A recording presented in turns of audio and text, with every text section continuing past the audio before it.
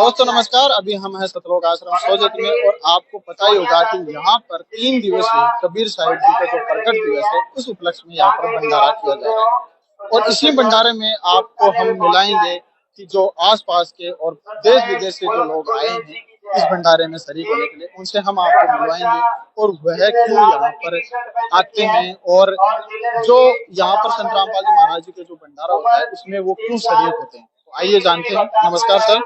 Sir जी, क्या नाम है आपका? कमलदास है। कहाँ से आए हो? मेड़ता रोड के पास में गांव देशवाड़ है, वहाँ से।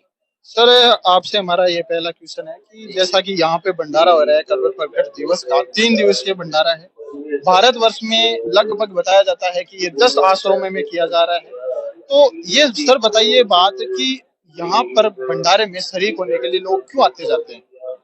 यहाँ पर भंडारे में शरीक होने के लिए पहले तो ये संत रामपाल दास जी महाराज है, पूरे विश्व को न्योता दिया है। कबीर प्रकट दिवस के ऊपर 3 दिवसीय भंडारा होने जा रहा है, सबको आना है।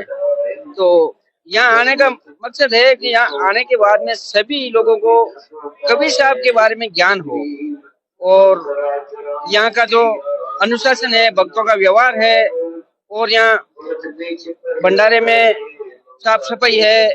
उसके अलावा पुस्तकालय भी है, पुस्तकालय में बहुत सारी पुस्तकें भी है और अन्य पोस्टर भी है, कबीर साहब की लीलाएं भी है। तो उन सभी को पूरी जनता के पास पहुंचाने का एक ही जरिया है। यहाँ सतलोक आश्रम, जो भारत में ऐसे ऐसे 10 आश्रम बने हुए हैं, तो यहाँ सभी लोगों को बुलाया जा रहा है। सर आप कैसे संत रामपाल जी महाराज जी से जुड़े थे, किस माध्यम से जुड़े थे? मैं शुरू में क्या एक मंदिर का पुजारी हुआ करता था और मंदिर की पूजा भी करता था, और मेरे भाई और भी पूजा करते थे, उनके साथ में मैं भी करता था पूजा। मुझे ऐसा लग रहा था भगवान तो कोई और है, हम लोग जो पूजा कर रहे हैं ये फॉर्मेलिटी के तौर पर कर रहे हैं। तो इसी खोज में हम एक बार क्या हुआ, हमारे जोधपुर में जो बड़े भाई साहब रहते हैं उनसे भक्ति सौदागर संदेश नाम एक पुस्तक मिली थी, जो आज ज्ञान गंगा के रूप में है। वही पुस्तक मैं उनसे मांग के ली थी। तो उन्होंने कहा कि आप क्या करोगे, आप पढ़ोगे नहीं, क्योंकि आप एक प्राइवेट टीचर हो और आपको पढ़ने की फुर्सत नहीं है। तो मैंने कहा नहीं पढ़ूंगा मैं, पुस्तक दो मेरे को। उस पुस्तक को पढ़ा तो मैंने ये पाया कि वास्तव में भगवान तो और ही है। जो हम ब्रह्मा विष्णु महेश की पूजा कर रहे हैं, जो विष्णु भगवान हमारे 4 भुजानाथ उनकी पूजा कर रहे थे मंदिर में, तो उनसे भी ऊपर एक भगवान है। तो उनके बारे में उस पुस्तक से मुझे ज्ञान हुआ। तो उस पुस्तक को पढ़ने के बाद में मैं उनसे कुछ जो सत्संग की लीड आती है, मेमोरी कार्ड, वो मेमोरी कार्ड लेके सत्संग सुना। सत्संग में परमात्मा स्वरूप जो संत रामपाल जी महाराज हैं, उन्होंने पूरा मेरा जो दिमाग का डाउट था वो खोल दिया। सर एक बात आपसे पूछना चाहते हैं कि आप मंदिर में पुजारी थे, आपको अच्छा खासा वहाँ पे चढ़ावा मिल जाता था, दान सेवा मिल जाती थी, वो छोड़कर आप इस भक्ति मार्ग में क्यों आए? क्या मिला आपको इस भक्ति मार्ग में? और जैसा कि आपने बताया कि मैं पुस्तक पढ़कर यहाँ पर पहुंचा हूँ, तो आप बताइए समाज को कि ऐसा क्या है इस पुस्तक में जिससे आप वो पुजारी वाली जो आपको अच्छा चढ़ावा मिल रहा था वो छोड़कर आप यहाँ पर आ गए? हम जो पूजा कर रहे थे उससे हमें ऐसा लग रहा था हम कर तो रहे कुछ, लेकिन मिल कुछ नहीं रहा है। सब लोग जैसे कर रहे हैं वैसे फॉर्मेलिटी के तौर पर करते थे।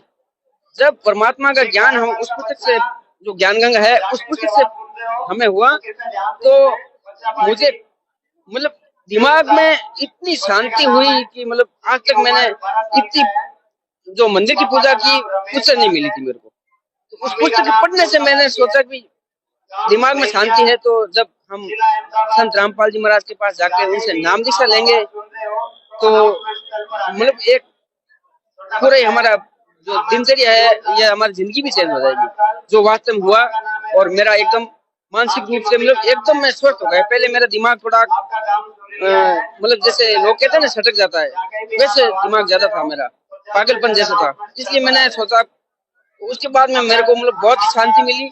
और आज मैं परमात्मा की दया से इस धरती पर जो जीवित हूँ, मैं परमात्मा की दया से ही हूँ, क्योंकि मेरे कुछ एक बीमारी भी थी जो मेरे एक सिस्टर थी, उसकी बीमारी के हिसाब से मेरी बीमारी थी, दांतों में एक रोग था जो खून निकल रहा था, और उस खून की वजह से मेरी जो सिस्टर थी 10 दिनों में वो खत्म हो गई थी।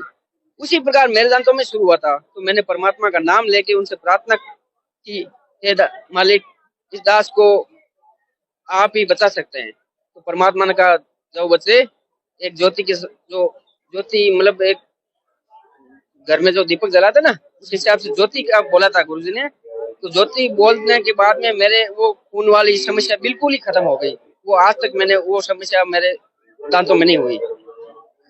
और क्या कहना चाहते हो समाज को, जो जिनको और भी बहुत सारी परेशानियां होती है, वो भी एक सुखी जीवन जीना चाहते हैं, जैसा कि आप बता रहे हो कि आपके एक सुखी जीवन आप जी रहे हो, उस हिसाब से वो भी अगर जीना चाहे तो आप उनको क्या कहना चाहते हो?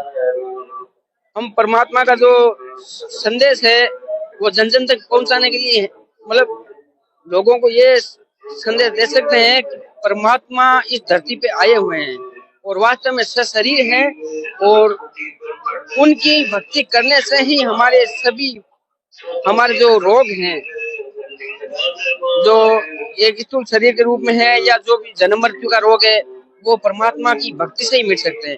बाकी ब्रह्मा विष्णु महेश की भक्ति से कुछ थोड़ा बहुत लाभ मिल सकता है, वो भी परमात्मा ही देते हैं, लेकिन मोक्ष कबीर साहब की भक्ति करने से ही मिलेगा। जो सदगुरु रामपाल जी महाराज, उनसे दीक्षा लेके हम उनकी भक्ति कर सकते हैं। धन्यवाद सर। सत साई।